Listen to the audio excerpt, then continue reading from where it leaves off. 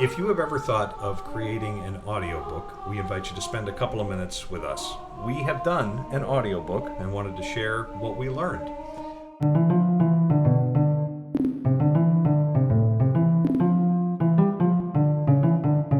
In introduction, my name is Larry Dahlke, and I narrated the audiobook. And this is Raymond Hunter, who wrote it. Yes. So I'm so glad we got to work on this together.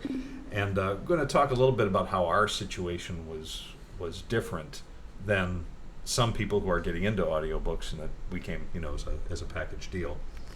But if you've ever been scared off by the thought of audiobooks, this is maybe just something to give you some information on how to get started, or at least how we got started. So I guess that first question was why are we doing an audiobook? Right. And in preparing for this, I just wanted to read what you wrote because it made me smile. Raymond Hunter is retired. He bores easily and also thought an audiobook offering would help promote his novel. And that is, this is the novel, Wrong Turn at Antares by Raymond Hunter. This is hot off the presses here, this latest edition. And I'm working full time at a different job, but I've always wanted to do this, and never really had the material. So this was an opportunity, and we met at a little theater production. Correct. Yeah, I'm part of the Free Readers Theater in Oak Park. That might have been a shameless plug, but there it is. And had just finished one of our readings that we do. And Raymond came up and... Well, I congratulated him on a good performance. I really enjoyed the show, and we got to talking, and audiobooks topic came up. The fact that I had a book came up, and we decided to meet and talk a little more about that and see if there was something we could do with it. So I thought about it for a while. It's something I had always had a little bit of curiosity about, and thought, okay, let's give it a shot. So our first meeting, we talked a little bit about the book. Kind of got a feel for each other's working style. At Starbucks. That's right. How much business gets done at a Starbucks? Your question: how long does it take to create an audiobook? When you were going in, how long did you think? I thought it would take us a couple months, maybe 2 months. Okay. We spent the better part of 2019, right? It was October 2019. Yeah, the actual reading only takes, when you listen to it, it's only 7 hours, I think, 7 or 8 hours. That's about right, yeah. And so I figured, 7 or 8 weeks, but a little longer than that. Right. So what takes so long? It's the learning. There's a lot to learn. That's right. And a big part of it for us, since we were doing it on our own. I mean, there's no separate studio, so there was kind of a learning of, what's the home studio going to look like. The internet was our consultant. Yeah, and that's kind of the great thing. This is a time now where you can do so much of this from your home and really get, very good quality, but it does take a little time. Yeah, you really should judge for yourself whether the quality is up to your standards. The 2 chapters that we have, I think, would be very useful. Yeah, and your ear really is the first line of that. But that really leads to one of your next questions. How do I know if my recordings are good enough? Mm-hmm. And this opens up kind of a good part of the conversation about the whole architecture of it. We had but you talked about ACX. It's acx.com, which is part of Audible, which is part of Amazon. And it's an opportunity for authors to put their books that are on Amazon, and yours was. It's the big boy on the block, right? Yeah, it really is. As far, at least if you're outside of like the publishing, the publishing industry, or the big publishing houses, it's an opportunity for those who aren't part of that architecture yet to to meet. An author can put their book out for audition, and narrators can audition for it, and then the author gets to select. Mm-hmm. Now, this is where our situation was different, and I'm really happy it was, actually, is that we came into it together. We came as a package deal. You had the material, and I was narrating. Yeah, I didn't really appreciate where we were at that point, because I looked into the auditioning for narrators, and it was very confusing. There were a lot of narrators, and you had to imagine which one would do the best job. It's very hard to do from a snippet, and I had the idea of having different narrators for different characters. That would have been very elaborate. And now I think it would be very, very difficult to do that, because you either have to work separately, piece it together, or you have to work together, and then how do you get people together in the same room? Yeah, at least for a first one. That's one, done, yeah. Right. But that can be done, but I think it would have been a challenge for the first one going into it. yeah. So that's so if by any chance you know somebody who writes, Mm-hmm. And you're interested in narrating, ask them. Right. Ask them if you'd like to collaborate on one. That's a good way to start. Yeah, you can work out all kinds of financial arrangements, how you divide profits. Right, and ACX, we worked kind of outside of ACX because we were both just learning. Mm-hmm. We both wanted to learn that situation together. But within ACX, even if you already have a narrator, you can post it and kind of have the narrator audition, and then do all of your legal dealings within ACX. And there are all sorts of ways that you can do that. There's a tier of royalty share, where basically you're dividing it in half. Some narrators will have a per hour, as you're getting kind of into the upper levels, narrators can have a per hour charge. And kind of the accepted rate is like $200 an hour.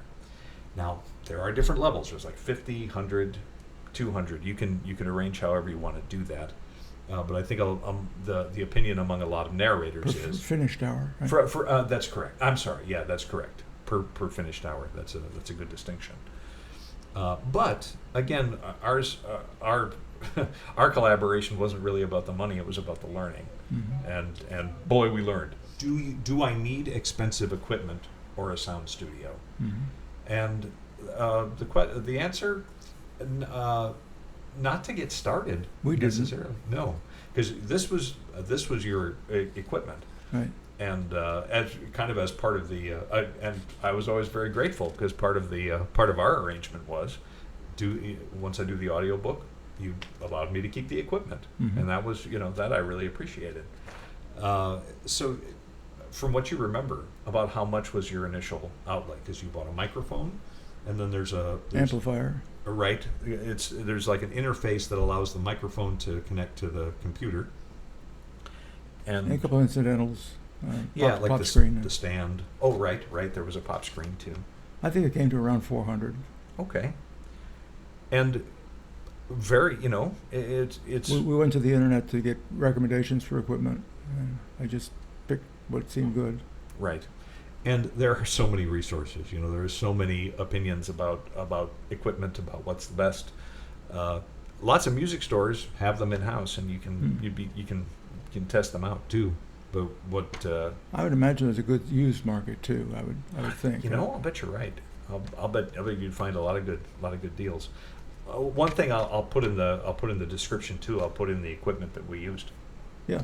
Just to get it a start. So yeah, around $400, possibly even less for some, because there are some USB mics. And your studio was really cheap, right? Yeah, actually, it was the first one. It was a mattress topper on like a garment rack that my wife strung up in a corner of our back bedroom, and it was good sound. It kind of muffled the echo. And it's a carpeted room, so it wasn't a very live room. Now, did you have to dodge traffic? Oh yeah, because I think at the time our commode had a valve problem. So I'm listening to some of the early raw tape, and it's like every now and again I have to stop for 10 seconds while the bathroom went shh. Like, okay, and I know every time, and sometimes do a file, and I know you'd hear me say, "Plain." I'm just gonna wait for it to go over. We're in an apartment here, and there's gonna be sound. It's something to think about. If But it wasn't difficult, was it? no, it took a little extra time, and you just had to be kind of cognizant of the ear and what was going on around you. But I was happy with the results. I've since moved into a closet in that room. Upscale. Same mattress topper, but just kind of tucked into a corner now. So. Now we're getting fancy. That's right. Yeah, I gotta put up some lights too, some little LED lights, but they're not. It's just for fun. And going to back up on your question then, how do I know if my recordings are good enough? And that's and I kind of think that's a question of anybody who's doing something artistic. Is like, Gee, it's hard to judge your own work, isn't it? oh boy, it is. So you know what? Actually, that's kind of the answer. Maybe have folks listen. Have folks that you trust listen to the product. That's on an artistic level, and also practicing for the narrator anyway. Practice.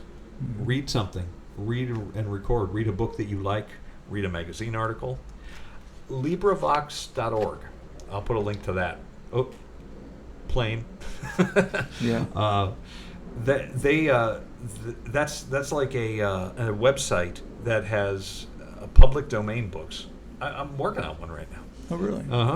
Public domain books that are out for narrators, and you can do a chapter at a time.